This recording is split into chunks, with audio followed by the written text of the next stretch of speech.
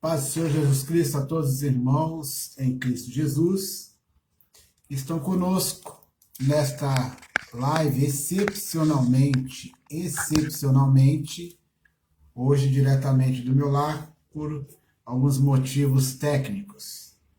Hoje não houve a possibilidade de fazermos o culto lá na igreja, mas não poderíamos deixar de estar aí transmitindo a palavra do Senhor e que nós venhamos parar, mas a palavra não pode parar. Os céus e as terras passarão, mas as minhas palavras não passarão, disse o Senhor Jesus Cristo. E hoje nós vamos trabalhar dentro da temática bem-aventuranças. Hoje é a primeira mensagem de mais 6 que virão aí dentro dessa temática aí das bem-aventuranças que está lá no capítulo de número 5 do Evangelho de São Mateus, tá bom? Deus vai abençoar todos os irmãos e daqui a pouco a gente já vai ouvir uma palavra em nome de Jesus, tá bom?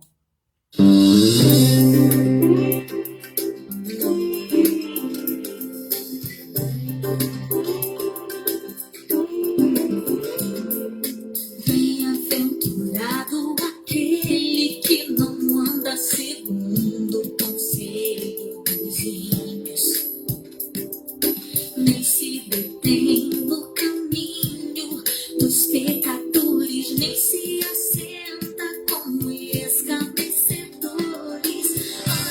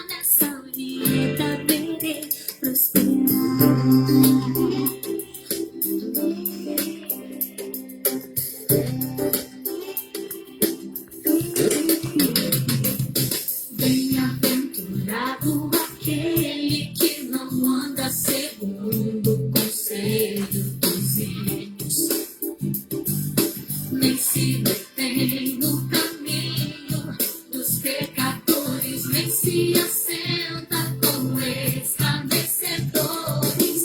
Antes tem seu prazer na lei do Senhor, e nela pensa de manhã até o sol se pôr. É como árvore plantada com ribeiros por perto, suas folhas não caem, e tudo que fizer vai dar certo. Eu vou buscar conselhos dos braços de Deus, eu vou achar descanso nos caminhos seus, eu vou me assentar em sua mesa e comer até me fartar de sua glória. Prazer eu quero ter na lei que Deus me dá, pensar nela de dia até que o sol se vá. Eu sou como uma árvore plantada junto a ribeiros de água. Tudo que eu fizer nessa vida verei prosperar.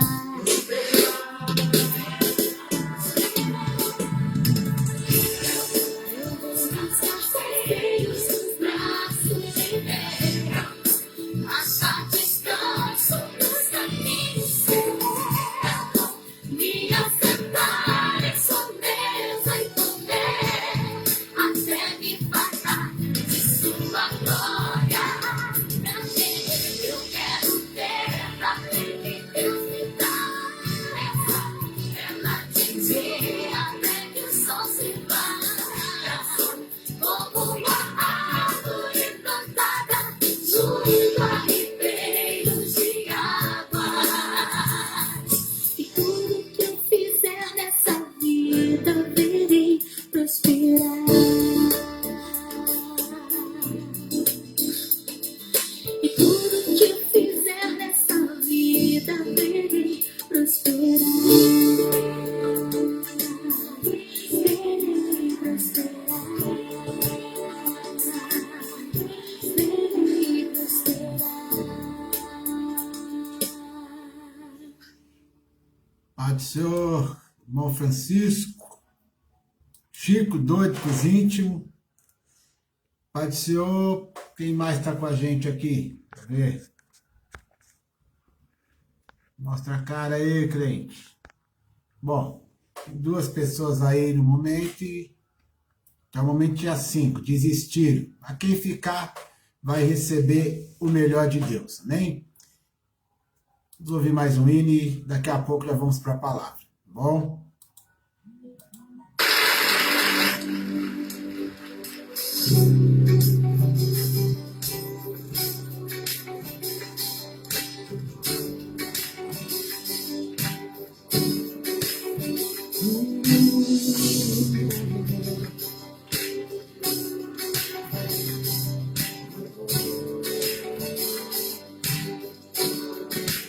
Bem-aventurado que está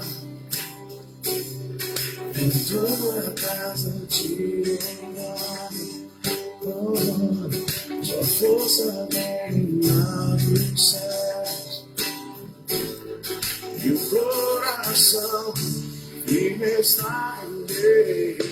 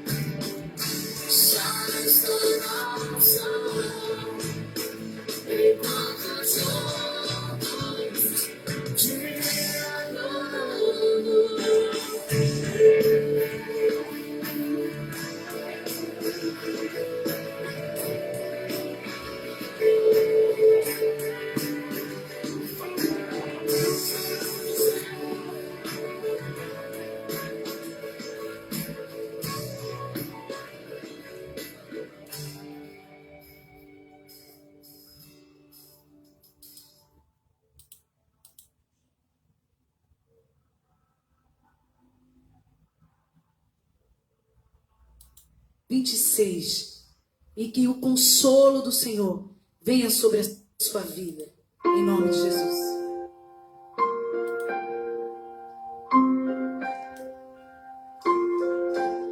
Bem-aventurados que confiam no Senhor, como fez Abraão.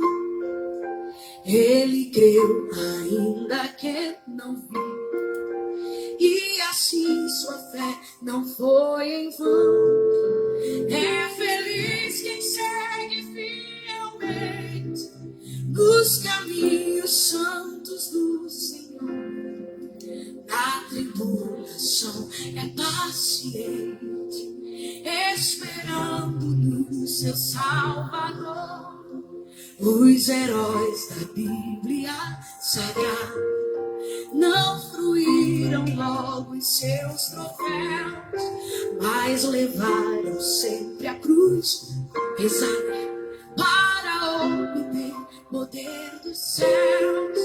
E depois saíram pelo mundo como mensageiros do Senhor, com coragem e amor profundo, proclamando Cristo Salvador.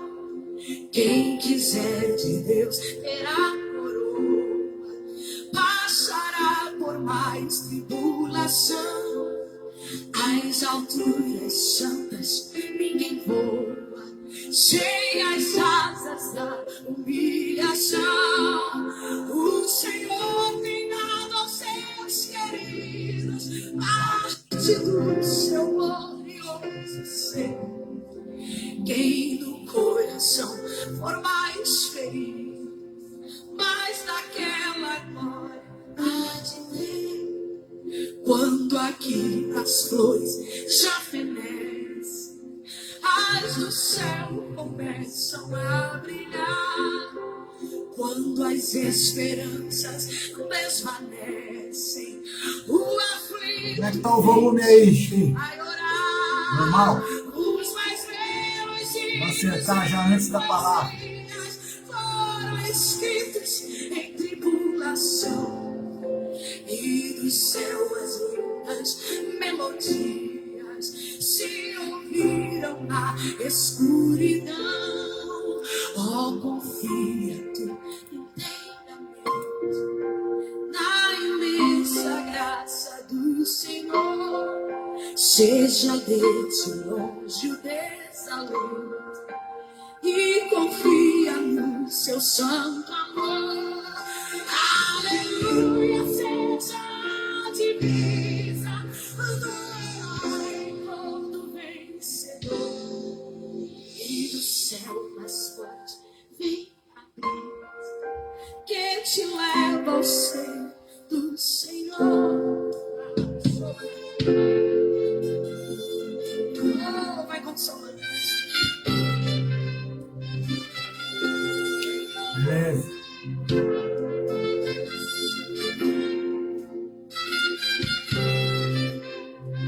Vai consolando o Senhor.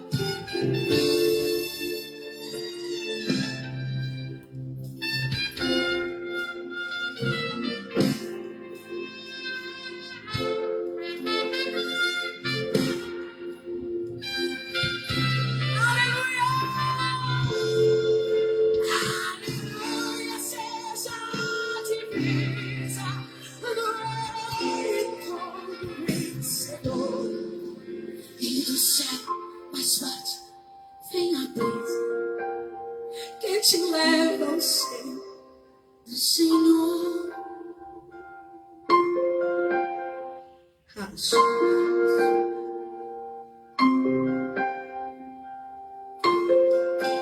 Vai consolando, Senhor. Aleluia. Maravilha. Mais uma vez, a paz do Senhor Jesus a todos, tá bom?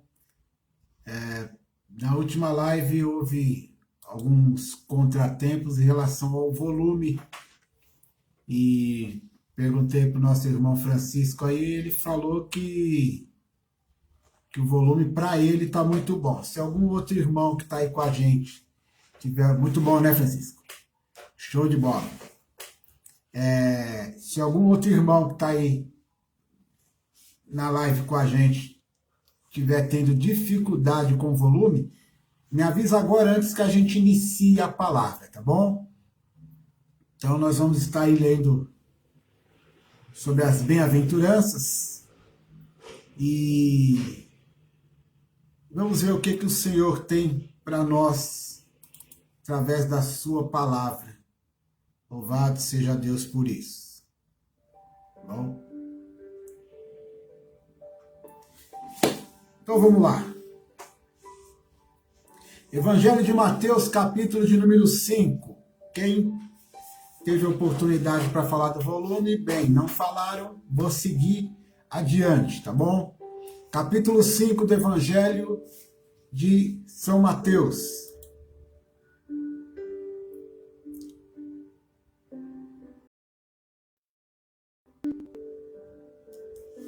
Vamos falar sobre as beatitudes, bem-aventuranças, os pobres em espírito, pois deles é o reino dos céus. Hoje, especificamente sobre os pobres de espírito. Superficialmente, vamos aí, bem superficial mesmo. Vocês vão ver que, aproveitem e já peguem a sua Bíblia também, e procurem acompanhar, tanto quando estivermos fazendo esta live assim, doméstica, quanto aquela live na igreja, diretamente no salão da igreja, tá bom? Então nunca deixe de acompanhar na sua Bíblia, nunca deixe de conferir se o que eu ou qualquer outro pregador estiver dizendo, se realmente é concernente ao que a palavra diz, tá bom? Então vamos estar atentos, ouvir o que o Espírito diz às igrejas. Se porventura o que o pregador disser, isso eu me incluo, não estiver concernente ao que o Espírito estiver dizendo, o que estiver pautado na palavra, desconsidere totalmente, troca de canal, ou pergunte, não, é claro, no decorrer da live, mas chama aí no privado depois, quem tem o WhatsApp nos chama, quem tem entra pelo Messenger nos chama aí e tire suas dúvidas. Se nós soubermos, tivermos aí a capacidade de responder, iremos responder. Se não, vamos procurar saber com quem sabe mais, não que nós sabemos alguma coisa, mas vamos também consultar pessoas mais instruídas do que a gente, para estar tirando a sua dúvida, tá bom? Capítulo 5 aí do Evangelho de São Mateus, um bate-papo, basicamente um estudo aí para a gente estar aí refletindo em algumas coisas aí. Capítulo 5, versículo 1 até o versículo 12. Esse friozinho dá um bocejo, só Jesus. Jesus, vendo a multidão, subiu ao monte e, assentando-se, aproximaram-se dele os seus discípulos. E, abrindo a boca, os ensinava, dizendo: Bem-aventurados os pobres de espírito, porque deles é o reino dos céus. Amém? Apenas esse versículo eu acho melhor, porque os outros estudos nós vamos estar tratando versículo por versículo. Então hoje nós vamos tratar somente do versículo de número 3, Bem-aventurados os pobres, eu sei que no início eu falei do 1 ao 12, mas vai ser do 1 ao 12 no decorrer do estudo aí. Se Deus permitir, na próxima terça iremos estar tratando aí da questão dos que choram. Mas hoje, dos pobres de espírito, porque deles é o reino dos céus. Bem? Então vamos lá. As bem-aventuranças, elas fazem parte do discurso de Jesus durante o famoso Sermão do Monte, que é o que nós lemos aí, de Mateus 5 ao capítulo 7. Então, vira a página aí para você ver, ó. É o capítulo 5, capítulo 6 é a continuação, e o capítulo 7. Lá no 8 já começa outra. Então, muitas vezes, quando falamos do Sermão da Montanha, muitos focam apenas no capítulo 5, do versículo 1 ao 12. Não é. É o capítulo 5, 6 e 7. Mas, se posso dizer assim, ficou mais popular essa questão aqui das bem-aventuranças, de ser feliz, né? Que é a tradução aí que nós temos teologicamente para essas bem-aventuranças. Felizes, né? Mas são 3 capítulos, o Sermão da Montanha. Mas as bem-aventuranças aí é tratada diretamente nesses poucos versículos aí, nesses 12 versículos. E nesse sermão, Jesus ele busca chamar os seguidores a serem diferentes das demais pessoas deste mundo. Então, na leitura que você já fez, você percebe que feliz, vamos colocar assim, é um convite de Cristo, as bem-aventuranças é um convite de Jesus para sermos diferentes do pessoal do mundo. Aos olhos humanos, não seria nem diferente, para sermos esquisitos mesmo. Eu falei que não ia citar os demais, mas eu vou acabar citando, não tem jeito, vou citar, só não vou me aprofundar, tá bom? Mas vamos lá. Pobre de espírito, nós vamos entender um pouquinho aqui o que seria ser pobre de espírito. Porque o sinônimo de pobre de espírito para alguns é uma pessoa que tem algumas atitudes, entre aspas, uma certa ação espiritual, comportamental, uma pessoa espirituosa, mas de uma forma negativa. Me foge até palavras nesse momento, mas cada um tem o seu conceito relacionado a uma pessoa pobre de espírito. Sabe, uma pessoa que toma certas atitudes, as outras, nossa, que pobreza de espírito. E não é isso. Não é isso, ser pobre de espírito, segundo o texto. Bem-aventurados, como é que seria então feliz? Porque o texto está dizendo que é bem-aventurado o pobre de espírito, os pobres de espírito, porque deles é o reino dos céus. Como é que pode esse pobre de espírito aqui ser algo desprezível, mas Jesus Cristo no início já diz que essa pessoa é feliz. Repetindo, a tradução para bem-aventurado é feliz. Como é que um pobre de espírito, alguém desprezível, pode ser feliz? Então é aí que é a questão. É um convite de Cristo para sermos diferentes? Sim. Mas como é que eu posso ser diferente sendo pobre de espírito? Como é que eu posso ser diferente chorando? Como é que eu posso sendo manso? Como é que eu posso, vamos lá, fome e sede de justiça, até porque, dependendo do ambiente que você estiver e você procurar ser justo, você é o certinho demais, o santão, ou o crente. Então, é uma proposta que vai totalmente na contramão do mundo. Vou citar mais aqui, ó. Misericordiosos. Vou abrir um parênteses aqui. Eu não entendam o que eu vou dizer. Essas semanas aí, vi uma ou outra reportagem, e o que chegou a mim foi que em 21 dias, policiais estavam aí atrás desse rapaz, né, que faleceu, o Lázaro. E ele matou, né, uma família toda e outros homicídios aí, segundo diz a mídia, segundo diz a polícia, enfim. Quem somos nós, né? Bem-aventurado é o que não julga também. E, enfim, ele matou, ele fez, segundo a mídia, ele fez barbaridades. O interessante é que em nenhum momento os comentários da mídia e de tudo mais se preocupou com a ação da mãe do Lázaro, porque o filho pode ser a pior, ter as piores atitudes, irmãos. Mas filho é filho. Para um pai e principalmente para uma mãe. O filho pode ser um ladrão, mas chama ele de ladrão na frente da mãe dele. É capaz da mãe dar um tapa num policial.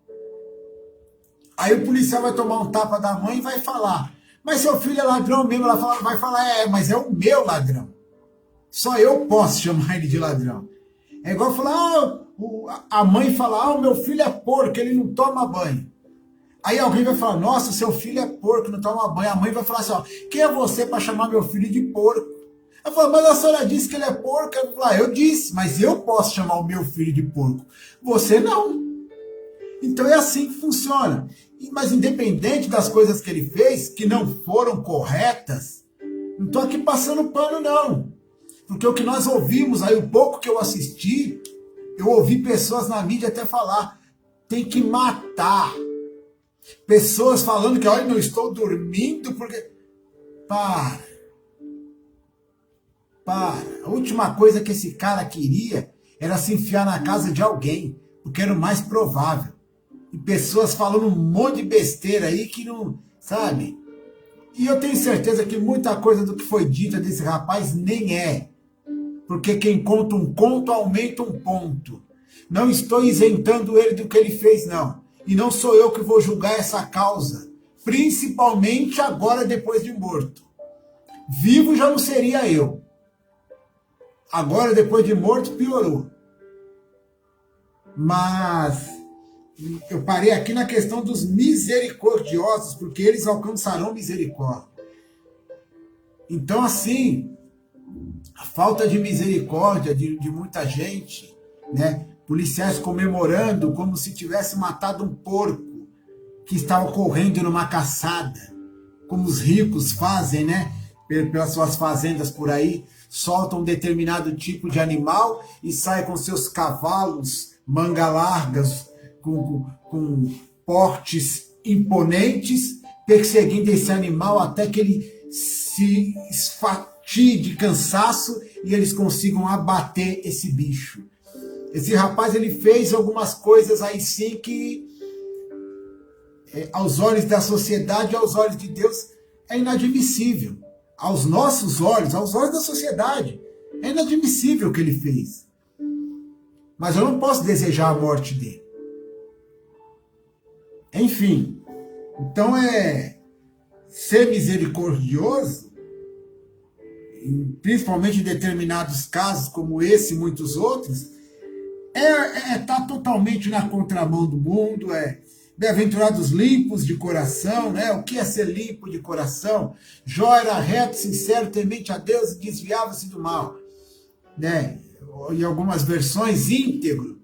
Íntegro é alguém que internamente, sincero, íntegro, é alguém que internamente, onde só Deus pode enxergar, é irrepreensível aos olhos de Deus. Ou incorruptível, só Deus sabe. Mas foi Deus que disse isso de Jó.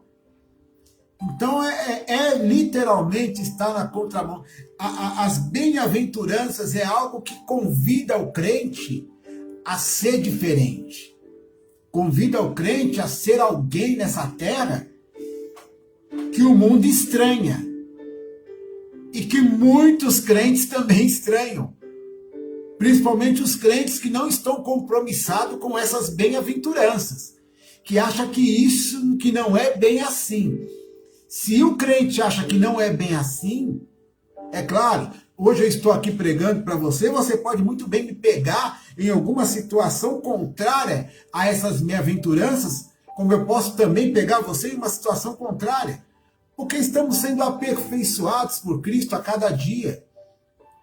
Estamos batalhando para perder aos poucos o domínio da nossa humanidade sobre o nosso espírito e prevalecermos contra a nossa carne, como diz no capítulo de número 5 de Gálatas, que constantemente, 24 horas, a carne luta contra o espírito e o espírito contra a carne, e os dois se opõem. Diz a palavra do Senhor também que a nossa carne ela é fraca, mas o espírito está preparado. Principalmente, o espírito que anda no espírito. Douglas, explica. Espírito nós que anda no Espírito de Deus, na vontade do Espírito. Então, são questões, são situações que realmente são convidativas para que nós sejamos diferentes. Então, a importância do sermão é porque o reino de Deus já era chegado através de Cristo. E nós, como cidadãos desse reino, não mais podemos viver como se pertencêssemos a este mundo. Essa é a ideia, entre tantas, correto? Mas como cidadãos que pertencem a um reino eterno em Cristo e a ideia, no caso de Cristo aí, era contrapor literalmente o mundo relacionado a toda essa ideia. Oi, Ivone, pensei que você não ia vir, não. Pai do Senhor. Ô, Chiquinho, a Ivone aí, ó. Dá um salve nela aí. A Ivone, ela vai pra live, Chiquinho, mas não vai lá na igreja. Até o Chiquinho já foi lá, Ivone. Misericórdia, hein? Olha aí você errada aí. Bom, capítulo 5 de Mateus, estamos meditando aí. Vamos lá. Então o discurso de Jesus, ele inicia falando sobre as bem-aventuranças, que são o tema central dessa nossa série, né? Que inicia hoje aí. Em nome de Jesus. Pensando bem, eu não vou nem dar continuidade a essa série lá na outra terça, não.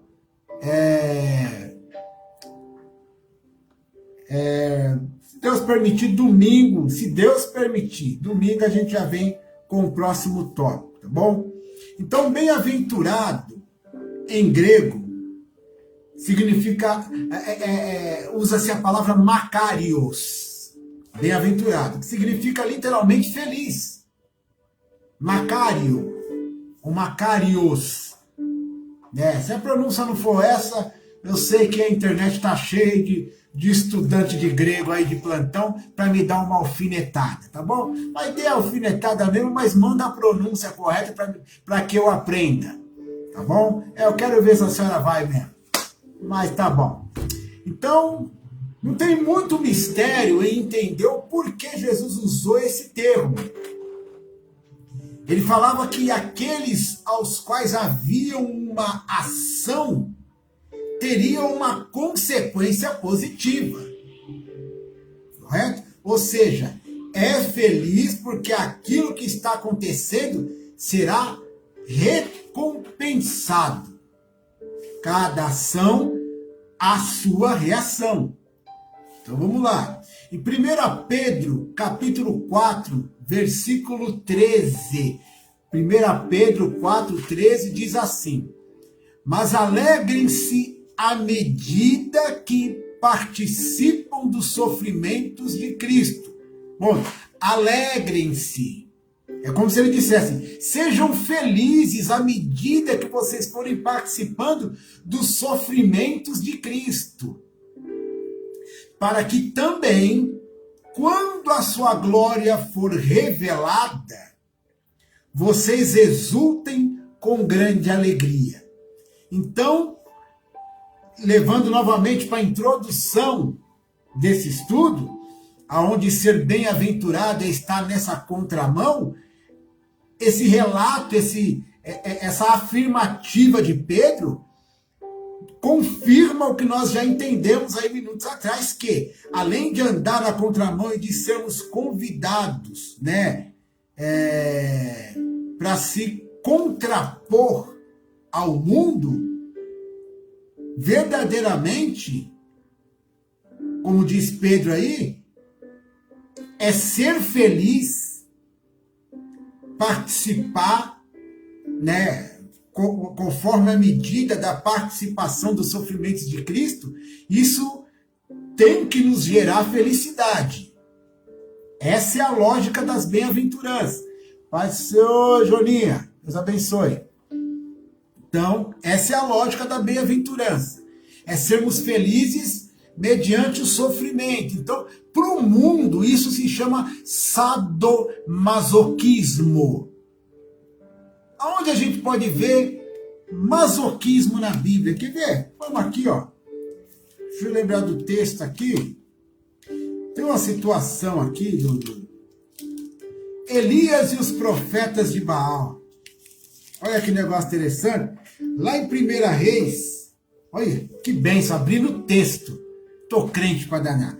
Capítulo 18 de 1 Reis. Abre aí. Só vou ler se você abrir tua Bíblia. Não mente não, hein? Porque Ananias e Safira mentiu pro Espírito Santo e morreu. Então, se você tá sem a Bíblia e tá falando que abriu, cuidado. Pega a sua Bíblia e abre aí. Pega a Bíblia aí, Ivone. Vai se converter. Vai, Chiquinho. Pega a Bíblia aí, Joninha. Vamos ler Bíblia. Capítulo 18 de 1 Reis. Fala de Elias e os profetas de Baal. Então, já vamos resumir aqui para a gente já ir no ponto aqui. Deixa eu achar o lugar aqui. Aí a gente dá uma resumida na ideia e já lê no ponto certo. Isso. Nós vamos ler o versículo 26 em diante. Então, a gente sabe aqui que essa questão aí de Elias e profetas de Baal, Elias propôs um desafio para que eles clamassem a Baal e o que mandasse fogo seria Deus em Israel. A gente sabe que foi o nosso Deus Todo-Poderoso, Deus de Israel, Deus Jeová. E o versículo 26 diz assim: e tomaram o bezerro que lhes dera, e o prepararam, e invocaram o nome de Baal, desde a manhã até ao meio-dia, dizendo: ah, Baal, responde-nos. Porém nem havia voz, nem quem respondesse. E saltavam sobre o altar que se tinha feito. E sucedeu que ao meio-dia Elias zombava deles, tal, vamos lá. Versículo 28. E eles clamavam a grandes vozes e se retalhavam. Olha aí, ó, masoquismo. Se retalhavam com facas e se cortavam. Essa era a visão de se sacrificar, segundo esses homens aqui, essa era a visão, o entendimento que eles tinham de sacrifício e de como agradar o Deus que eles acreditavam. Então aí, ó, se retalhavam com faca e com lancetas, conforme o seu costume, até derramarem sangue sobre si. Quer ver? Esse é o culto deles. Esse é o culto deles. Então eles apresentavam, olha só, olha que negócio tremendo. Eles apresentavam o corpo deles diante do altar do Deus deles e se cortavam, se retalhavam para adquirir resposta do Deus deles. Já o nosso Deus é diferente. O sacrifício no Antigo Testamento era feito com animais, o animal tinha que ser limpo, sem mancha, sem defeito nenhum, correto? Hoje no Novo Testamento não se mata mais bicho nenhum. Ah, mas tem gente ainda matando bicho, é macumba. Simples assim. Ritual de candomblé, umbanda, né, com todo respeito, mas não é prática de crente. Se tem algum crente praticando isso, é crente que vai atrás de feiticeira. É crente que não está ouvindo a voz de Deus e vai na macumba pedir para feiticeiro jogar búzio, para ele ter resposta das questões dele. Então, se tem algum crente fazendo isso, vai se converter. Quer resposta de Deus? Se arrependa do pecado. E aí Deus vai te responder novamente. Romanos capítulo 12, ó. Abre aí Romanos 12. Romanos 12 nos apresenta o sacrifício, as ofertas para os dias de hoje, para nós. Rogo-vos, pois, irmãos, versículo 1, pela compaixão de Deus, que apresenteis o vosso corpo. Lembra lá, os profetas de Baal apresentaram o corpo em sacrifício vivo. Eles fizeram a mesma coisa. Eles também apresentaram o corpo deles em sacrifício vivo. Eles se retalharam, era o sacrifício deles. Só que o nosso, olha aqui, ó. Apresente o vosso corpo, nós apresentamos o nosso corpo em sacrifício vivo. Santo e agradável a Deus, que é o vosso culto racional. Racional, não irracional. Irracional eram os profetas de Baal que estavam fazendo, se rasgando todo, matando bicho e tudo mais. Na época podia matar bicho. Hoje não. Certo? Agora, eu disse que no Antigo Testamento, tirar um pouquinho que está tudo embaçado. Eu disse que no Antigo Testamento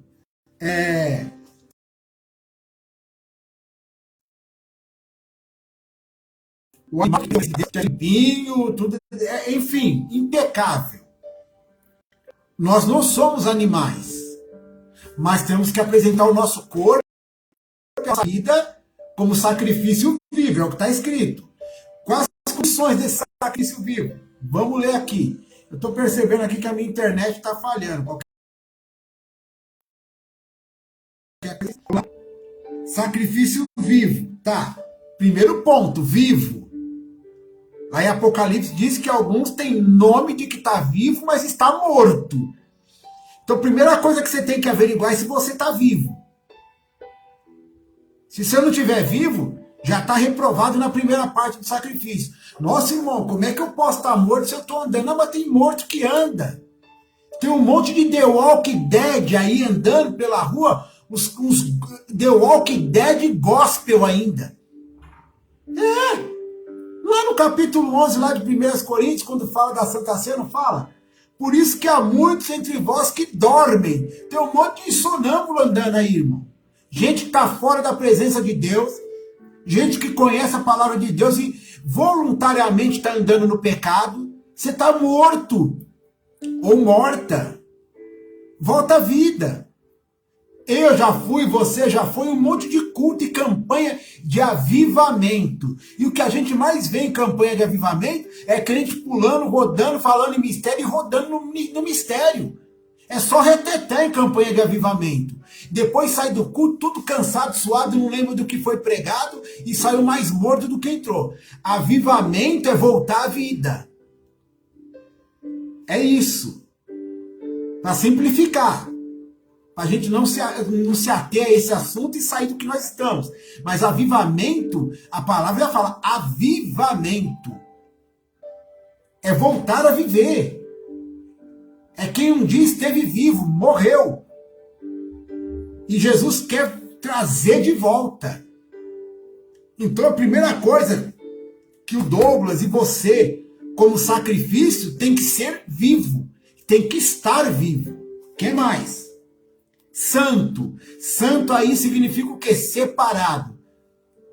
Tá andando misturado com o quê? Tá se misturando com o mundo? Nós ouvimos os hinos aí das bem-aventuranças.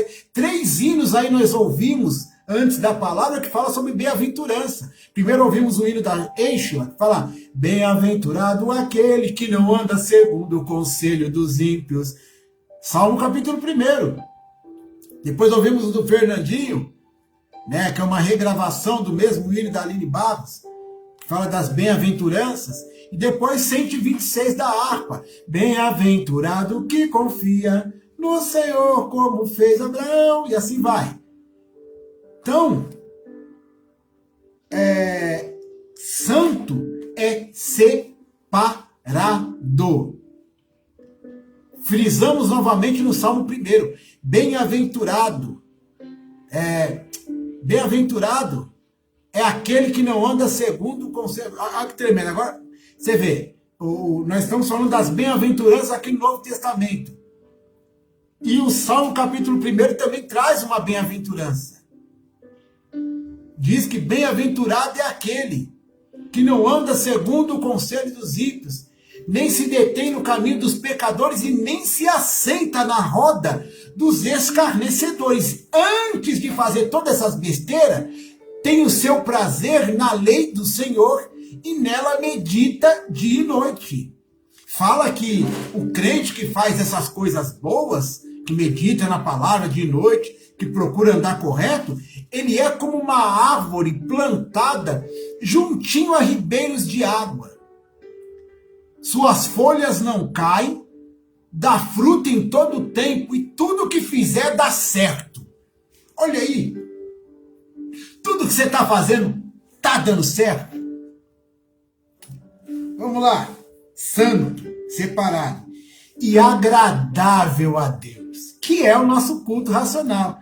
Agradável a Deus. Tem crente que é desagradável. Você olha para você é crente, vamos ser sinceros.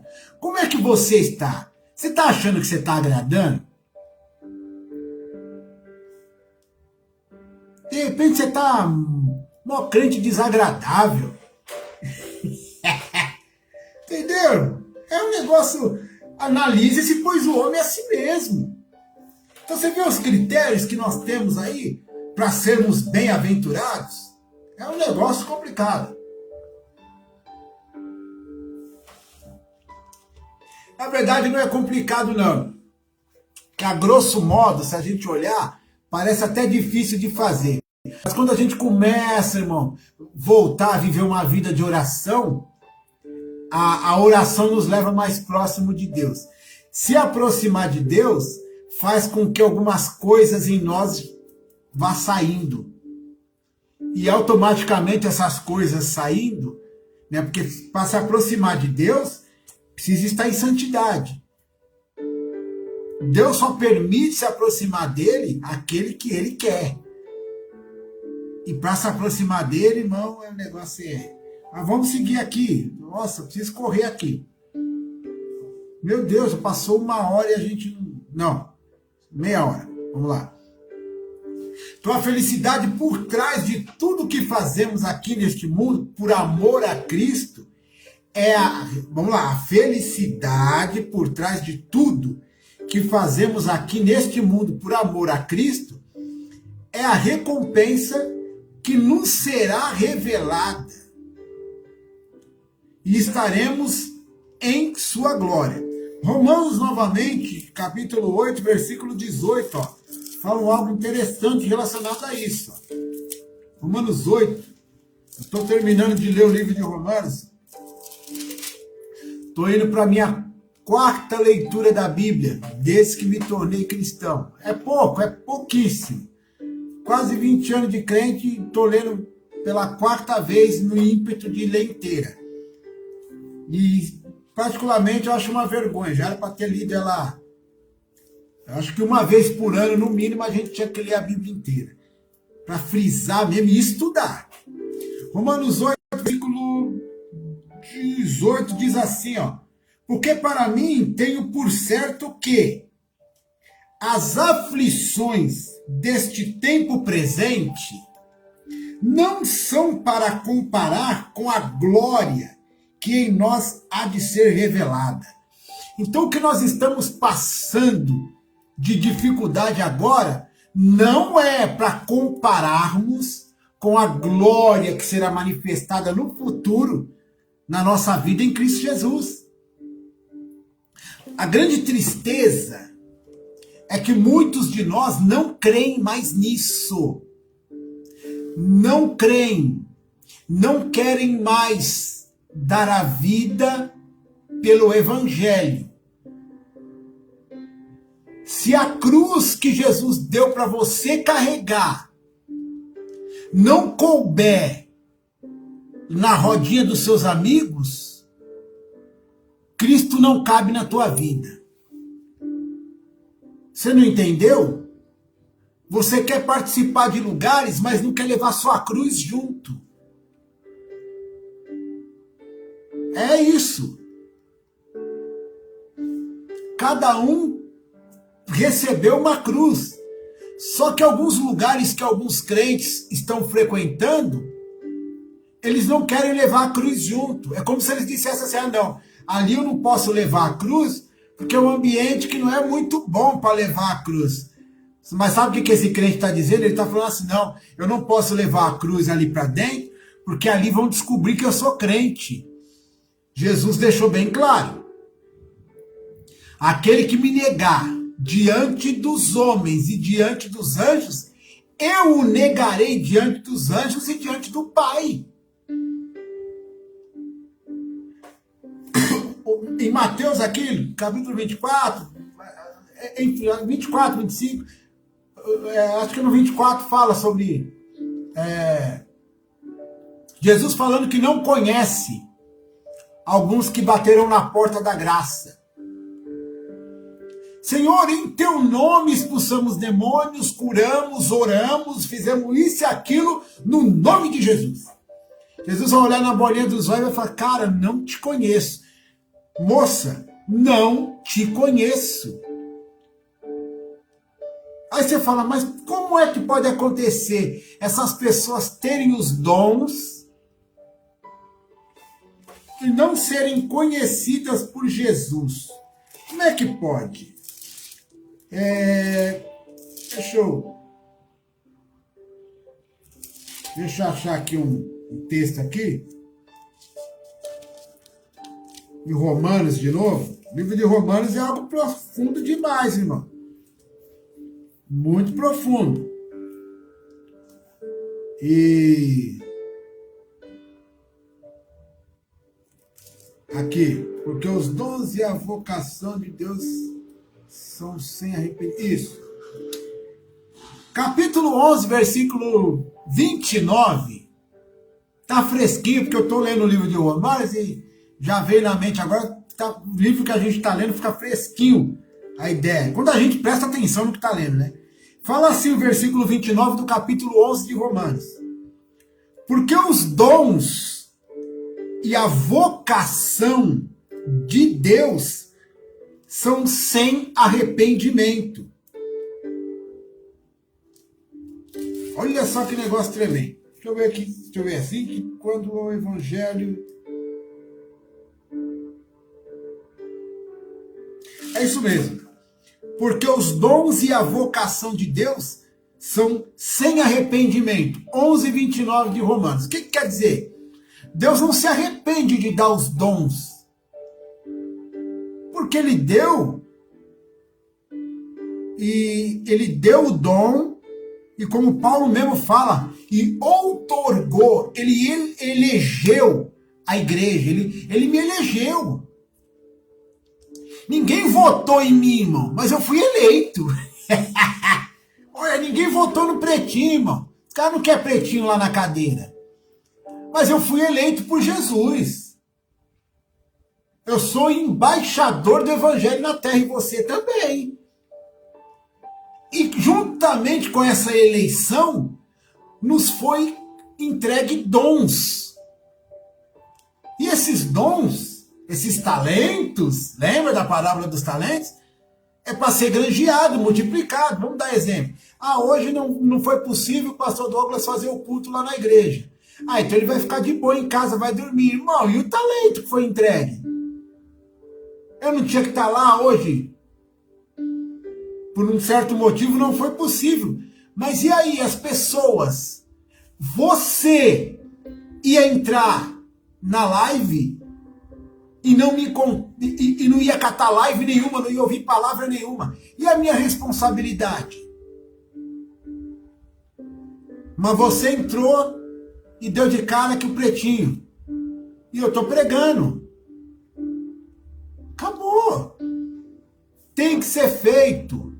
Jesus não tem nada a ver com o seu pecado. Presta atenção. Jesus não tem nada a ver com o seu pecado.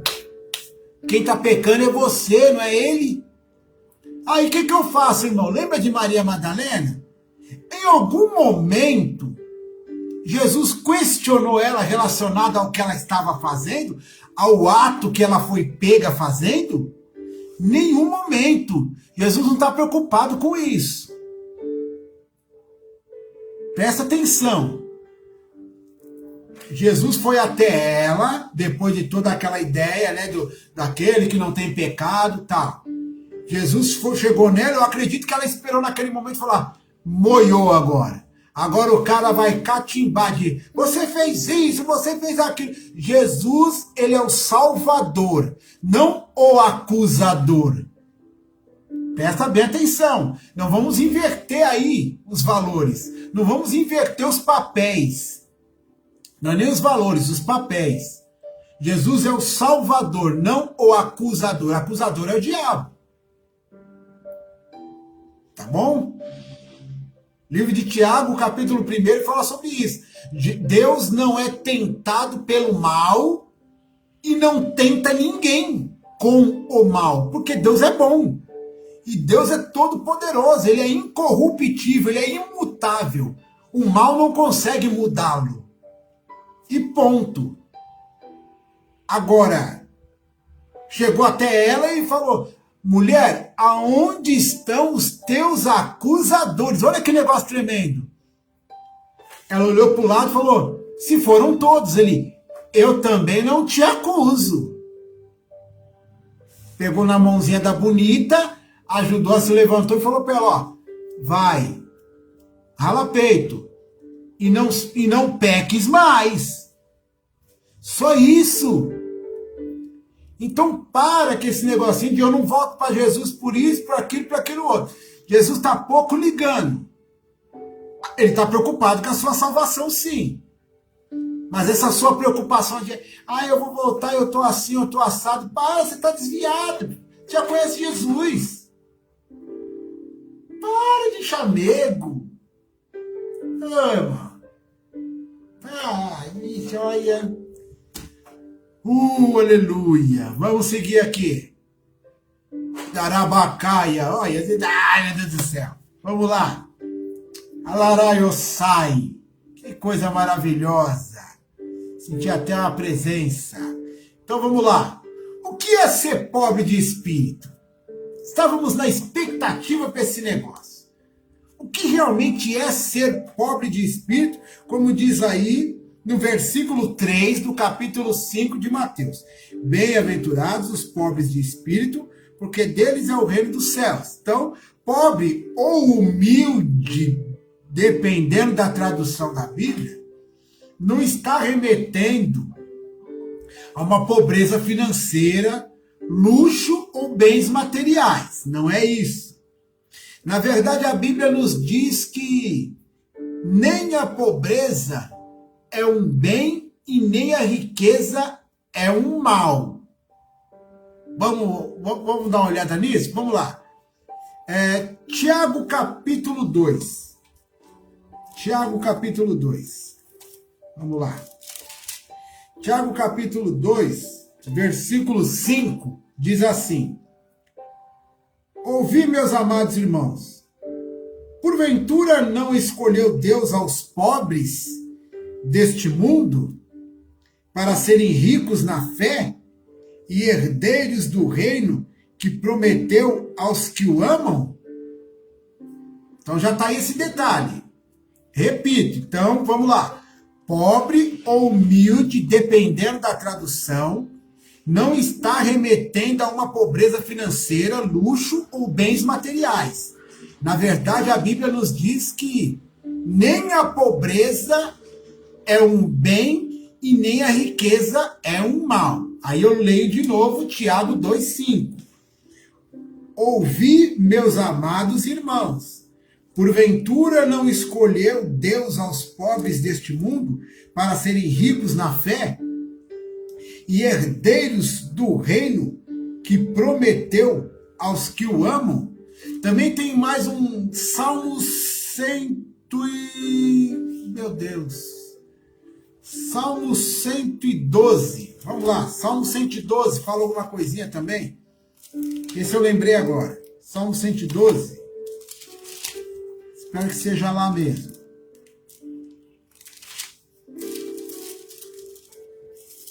Salmo 112, versículo...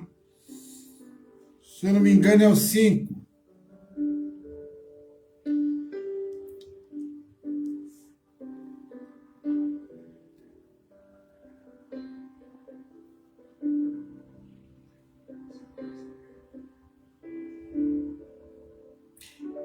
Vamos lá. Salmo 112, versículo de número 5 em diante.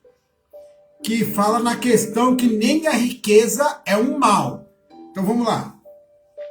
Bem irá ao homem que se compadece e empresta. Disporá as suas coisas com juízo. Na verdade, nunca será abalado. O justo ficará em memória eterna. Não temerá maus rumores, e seu coração está firme, confiando no Senhor. Seu coração bem firmado não temerá até que ele veja cumprido o seu desejo sobre os seus inimigos. É liberal, dá aos necessitados, a sua justiça permanece para sempre e a sua força se exaltará em glória. O ímpio verá isto e se enraivecerá, rangerá os dentes e se consumirá. O desejo dos ímpios perecerá. Então vamos lá, repetindo, na verdade a Bíblia nos diz que nem a pobreza é um bem e nem a riqueza é um mal. E Paulo diz ainda que sabia viver em ambos os casos, certo? Filipenses capítulo 4, vamos lá. Eu quero fazer uma observação também aí na questão de Filipenses 4. Filipenses capítulo 4. Nessa colocação de Paulo aí. Há alguns equívocos relacionados à declaração de algumas pessoas em relação ao que diz aí em Filipenses capítulo 4. Eita, sumiu Filipenses da minha Bíblia? Meu não, tá aqui. Filipenses capítulo 4. Versículo 12 em diante, ó. Que entra na questão que nós estamos falando aqui. Então, Paulo ele diz ainda que sabia viver em ambos os casos, tanto na parte da abundância como na parte da escassez. Então vamos lá. E isso era ser pobre de espírito. Ah, isso é ser pobre de espírito? Sim. Segundo a Bíblia, sim. Como nós já dissemos, que o pobre ou o humilde, dependendo da tradução, não está remetendo a uma pobreza financeira, luxo ou bens materiais. Na verdade, a Bíblia nos diz que nem a pobreza é um bem, nem a riqueza é um mal.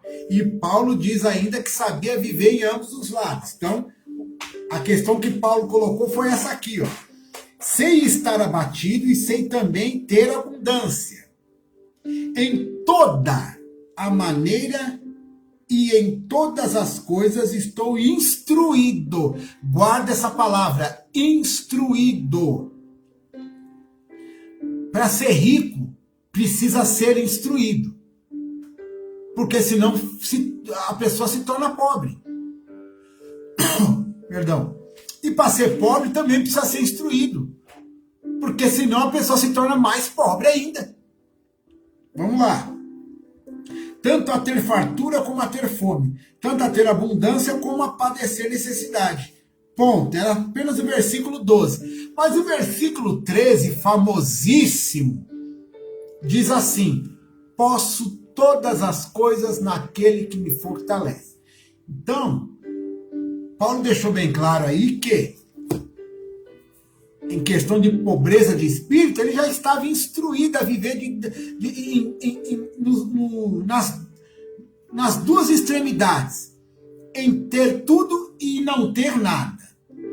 Já era instruído por Deus a viver de forma correta, branda e humilde nas duas extremidades. Só que, no final, ele vem dizendo que ele podia todas as coisas. Em relação a essas dificuldades e abundâncias, ele podia prevalecer sobre todas elas naquele que fortalecia ele. Agora as pessoas usam isoladamente o versículo 13. Aí eu posso todas as coisas naquele que me fortalece. Tá, pode o quê?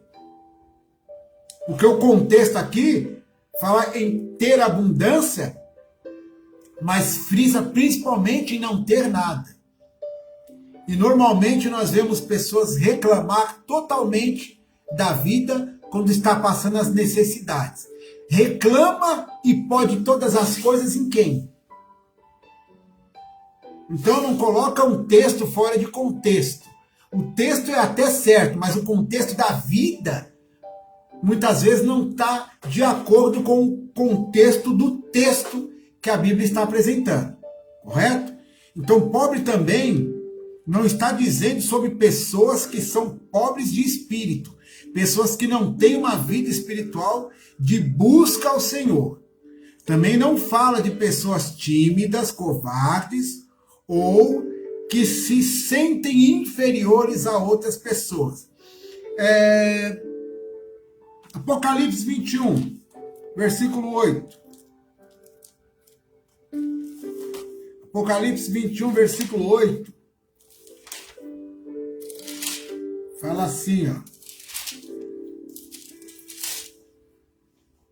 Que? Mas quanto aos tímidos, e aos incrédulos, e aos abomináveis, e aos homicidas, e aos fornicadores, e aos feiticeiros, e aos idólatras, e a todos os mentirosos, a sua parte será no lago que arde com fogo e enxofre, o que é a segunda morte. Então, olha que interessante, aqui já começa a falar dos tímidos. E tímido aí também, não é o tímido que muitos de nós conhecemos. Aquele que é tímido para falar, aquele que é tímido, não é essa timidez que está dizendo aqui, não. Por isso que é importante pegar outras versões da Bíblia, para você ver os sinônimos aí. E ver que há muitos outros significados. Então, timidez aqui não é essa. Tá bom? Então, vamos lá. O que Cristo quis dizer com pobre de espírito realmente, então? Boa noite, Mônica. Deus abençoe. Então, existem duas palavras diferentes que é traduzida como pobre. Uma delas é pobreza, de pessoas que têm somente o básico para viver. Mas, como vimos, não é essa que Cristo utilizou. A palavra utilizada aqui é a mesma palavra que Jesus empregou na parábola do rico e Lázaro, lá em Lucas 16, 19 em diante. Nós não vamos ler lá agora. Que era um mendigo, no caso do Lázaro. Que fala sobre uma pessoa que é desprovida de qualquer coisa. Pobre de espírito é uma pessoa que entende que ela está em um estado miserável espiritualmente e que depende inteiramente da misericórdia do Senhor. É alguém que sabe que foi salvo pela graça, pelo favor de Deus e não por algo que ela tinha e ainda coloca os méritos sobre ela. Famosa doutrina da meritocracia. O justo viverá da fé. Não por algo que ela fazia. Alguém que entendeu que foi enxertado na oliveira como ramo e que fora de lá nada consegue fazer sozinho. Eu quero frisar essa questão da videira, não está aqui não tá aqui nas anotações, mas eu quero voltar lá no texto de Romanos capítulo 11. Nós lemos agora há pouco Romanos 11. Romanos 11 novamente fala um pouquinho dessa questão do enxerto.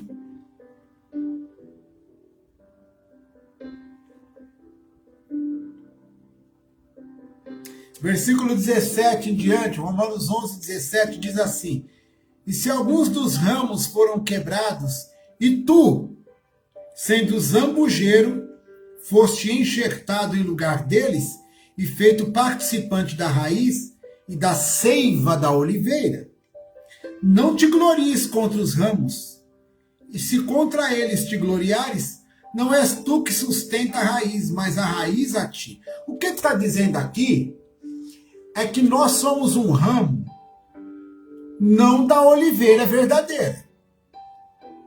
Nós somos gentios e somos ramos de uma árvore chamada zambujeiro. Zambujeiro é uma oliveira brava, uma oliveira amarga, que até o momento não encontraram, além de enfeite, não encontraram algo para se fazer com ela. É isso que a Bíblia diz que nós somos. E que Deus, por misericórdia, arrancou alguns ramos, que somos nós, desse zambujeiro, e enxertou nele, que é a videira verdadeira. E ele nos nutre se estamos ligados nele. Esse enxerto que ele fez foi aonde ele havia tirado os ramos verdadeiros, que é Israel, o povo israelita, que o negou quando ele enviou o filho dele. Então ele tirou Israel, desvinculou Israel deles e nos enxertou nele. Mas o texto que nós lemos aqui deixou bem claro que não era para a gente se gloriar por isso. Porque da mesma maneira que ele tirou os ramos verdadeiros, ele pode tirar a gente. E outra, se a rebeldia de Israel nos aproximou de Deus, imagine o arrependimento deles, o que é que não vai fazer com a gente? Eles são nação eleita, povo adquirido, sacerdócio real. Eles são filhos legítimos, nós somos filhos adotivos. Israel já está garantido, o texto deixa bem claro. Israel, a salvação de Israel está garantida por quê? Porque no momento certo eles vão se curvar, todo joelho vai se dobrar e toda língua vai confessar que Jesus Cristo é o Senhor. Então nós temos que nos empenhar mais ainda do que eles teriam, por termos recebido a oportunidade de termos sido encontrados por Deus e não sendo nem parte do povo dele. Hoje sim, pela misericórdia e graça dele, fazemos parte da Israel de Deus, por causa do sacrifício de Cristo na cruz. Se não fosse isso, só a misericórdia, tá bom? Então vamos lá. Pobre de espírito, existe um contraponto aqui, que seria a altivez de espírito, como fala lá em Provérbios 16, no versículo 18 e 19, eu não vou me estender não por causa do horário. Então, uma tradução satisfatória seria: feliz a pessoa que entende que, sem Cristo, é pobre e miserável espiritualmente. Eu não estou falando sem Deus. Presta atenção. Estou falando sem Deus. Estou falando sem Cristo. Tá bom? Quer ver? Tem um texto aqui, ó. Deixa eu achar aqui. Porque existe uma grande diferença entre falar assim: eu tenho Deus e eu tenho Cristo. Eu acredito em Jesus e eu acredito em Deus. Não, Deus é comigo. Existe. Quer ver? Está em Romanos também.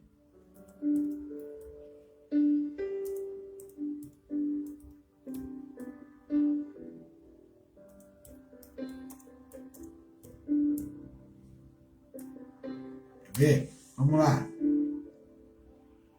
Que é aqui em Romanos 10. Acho que é em Romanos 10. Deixa eu ver aqui.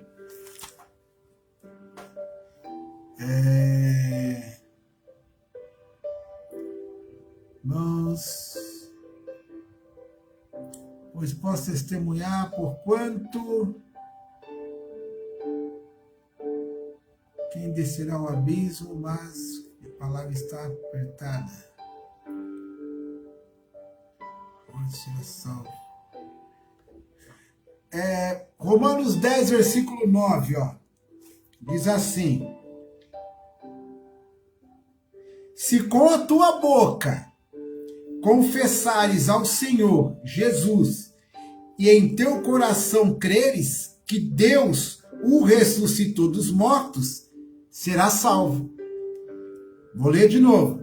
Se com a tua boca confessares ao Senhor Jesus e em teu coração creres que Deus o ressuscitou dos mortos, serás salvo. Visto que com o coração se crê para a justiça e com a boca se faz confissão para a salvação. Então, Deus é. Se você não confessar Cristo, que Deus ressuscitou ele dos mortos, ele como seu Salvador, não tem salvação. Eu não creio assim. Não creia. Problema seu. É o que está escrito e pronto. Simples assim. É verdade, Júlia? Simples assim. Bom, vamos seguir o texto aqui. Então vamos lá. Nós precisamos sempre entender que a salvação de Cristo, que a salvação que Cristo nos deu, não é porque em nós tínhamos algo bom, pois em nós mesmos somos pobres espiritualmente, tudo que temos veio dele. Isso me faz também lembrar Romanos 11:36. Porque dele, por ele e para ele são todas as coisas. Vamos lá. Ser pobre de espírito é entender que não há em nós mérito algum, falei disso há minutos atrás sobre a meritocracia, não há mérito algum de sermos quem somos em Cristo. Se pensamos ser por nós, continuaremos pobres e miseráveis, mas se entendermos ser por ele, nos tornamos ricos. A questão de não haver mérito em nós, fala algo lá em, acho que 2 Coríntios, capítulo 3. Segunda carta de Paulo aos Coríntios. 2 Coríntios, capítulo 3, se eu não me engano. Versículo 5, fala assim, ó. Não que sejamos capazes, por nós, de pensar alguma coisa como de nós mesmos, mas a nossa capacidade vem de Deus. Ponto. Vamos lá. Conheço pessoas que não concordam com esse versículo. Vamos lá. Então, delas é o reino. Delas é o reino. Então, Cristo então fala a recompensa de quem tem esse tipo de espírito. A importância do entendimento aqui é saber que o reino não tem espaço para soberba. 1 Timóteo 6,17. 1 Timóteo 6,17. Aqui, ó. Manda aos ricos deste mundo que não sejam altivos, quem nem ponham a esperança na incerteza das riquezas, mas em Deus, que abundantemente nos dá todas as coisas para delas gozarem. Acabou. Quer ver? Tem outro texto também, Eclesiastes capítulo 5. Vai lá. Eu gosto muito desse texto aqui, ó. Eclesiastes capítulo 5. Aqui, ó. Versículo 19, ó. E quanto ao homem, a quem Deus deu riquezas e fazenda e lhe deu poder para delas comer e tomar a sua porção e gozar do seu trabalho, isso é dom de Deus. Ponto. Então vamos ler de novo, ó. Cristo então fala a recompensa de quem tem esse tipo de espírito. A importância do entendimento aqui é saber que o reino não tem espaço para soberba, para arrogância, mas para a humildade de pessoas que entenderam que tudo que temos veio de Cristo. Todo mérito é dele. Olha que negócio maravilhoso. Bom? Retornando à parábola do rico e Lázaro, Cristo diz ao rico que quando ele estava vivo, tinha tudo, esbanjava e vivia a sua vida cheia dele mesmo. Quando alguém tem o esbanjar em seu coração, viver uma vida dissoluta e afastada dos princípios do Senhor, não pertence ao reino dos céus. Alguém assim precisa ter um encontro como o filho pródigo após se esvaziar de toda a sua altivez e orgulho e se humilhar diante do Pai. Interessante a questão da humilhação do filho pródigo. Há um detalhe, em Lucas 15, tem um detalhe lá, olha que bens. Lucas 15, versículo... Ok, não, versículo...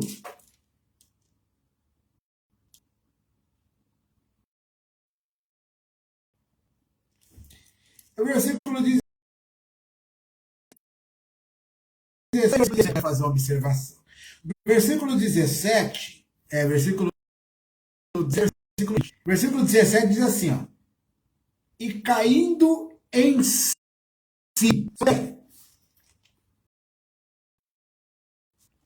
bom senso,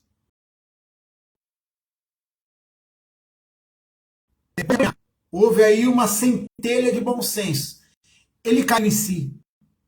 E aí o versículo 20 mostra e levantando-se foi para seu pai, e quando ainda estava longe, viu seu pai, e se moveu de íntima compaixão, e correndo lançou-se ao pescoço e beijou. E o filho lhe disse, versículo 21, pequei contra o céu e perante ti, e já não sou digno de ser chamado teu filho.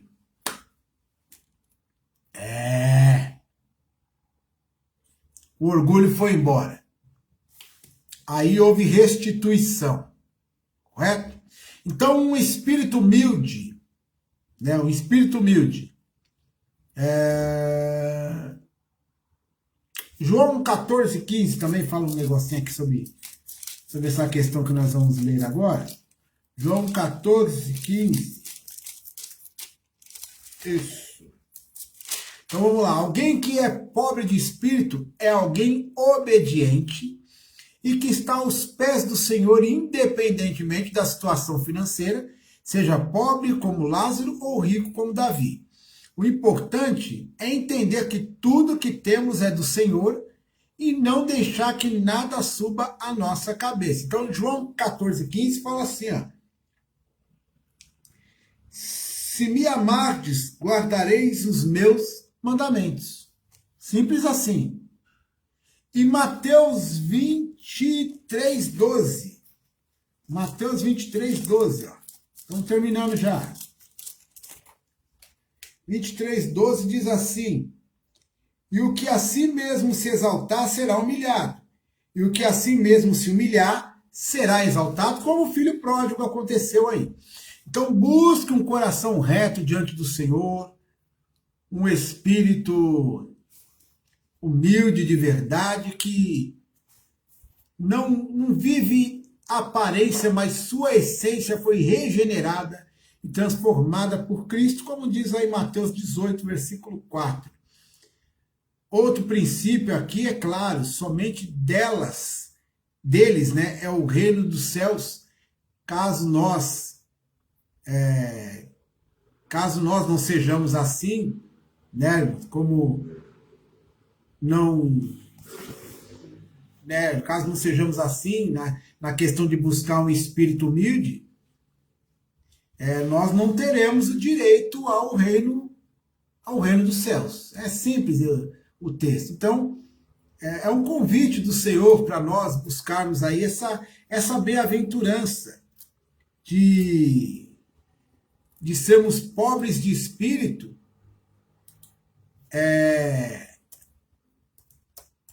segundo o que o texto aqui nos propôs, certinho? Então, em nome de Jesus Cristo, perdoem o horário, né?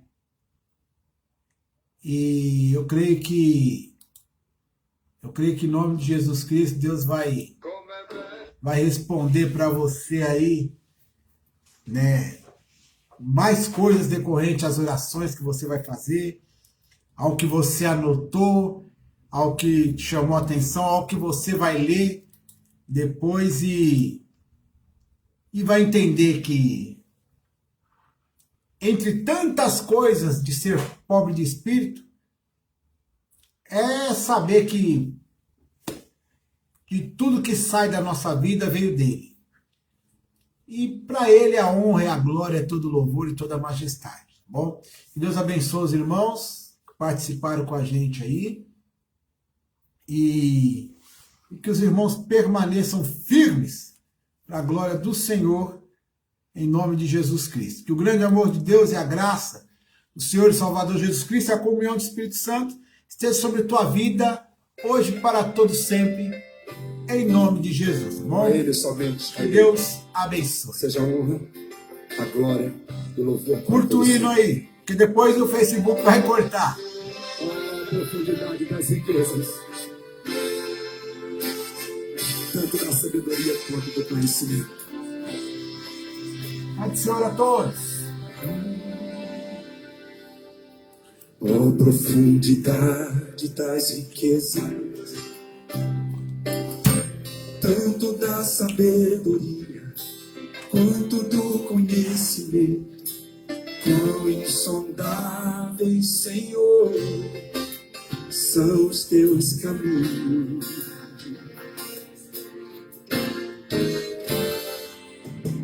Quem conhece a mente desse Deus,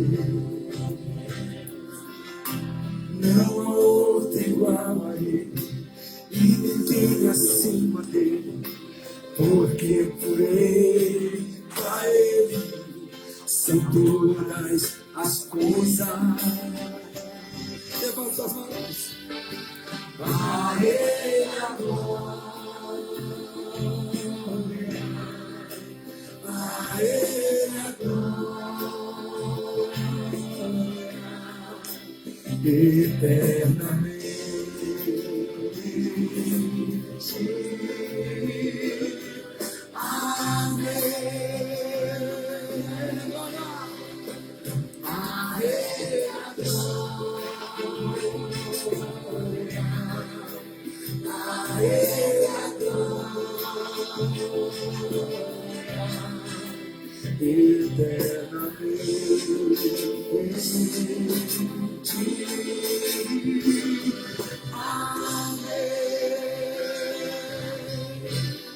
Põe na igreja, você poder ficar livre, com suas mãos no alto, adorando o Senhor Jesus.